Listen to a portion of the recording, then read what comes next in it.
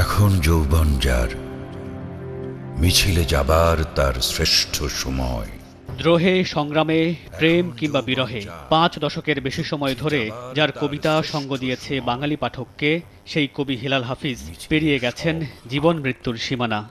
এখন তুমি কোথায় আছো, কেমন আছো, পত্র দিও। শুক্রবার শাহবাগের সুপার হোম হোস্টেলে দুপুরের খাবার শেষে বাথরুমে পড়ে গিয়ে মাথায় আঘাত পান। বেলা ২:৩০টার দিকে তাকে মৃত অবস্থায় নিয়ে যাওয়া হয় বঙ্গবন্ধু শেখ মুজিব মেডিকেল বিশ্ববিদ্যালয় হাসপাতালে। অভিমান করে যৌবনে বেছে নিয়েছিলেন একলা জীবন, তাই জীবনের দীর্ঘ সময় কাটিয়েছেন হোস্টেলে। সেখানেই একলা ঘরে চলে গেলেন নীরবে। কবির মৃত্যু সংবাদ শুনে হাসপাতালে ছুটে আসেন ভক্ত, অনুরাগী আর স্বজনরা।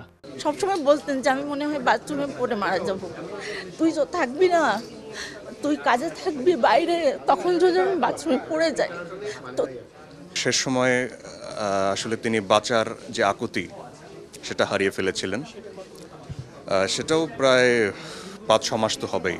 পরিবারের পক্ষ থেকে জানানো হয়েছে শনিবার সকাল ১১টায় বাংলা একাডেমি প্রাঙ্গণে তার প্রথম জানাজা অনুষ্ঠিত হবে।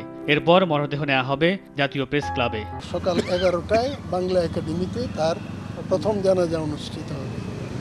এরপর তার মরদেহ প্রেস ক্লাবে নিয়ে যাওয়া হবে, কিছুক্ষণ ওখানে রাখা হবে জাতীয় প্রেস ক্লাবে। শনিবার মিরপুরের শহীদ বুদ্ধিজীবী কবরস্থানে দাফন করা হবে কবি হেলাল হাফিজকে।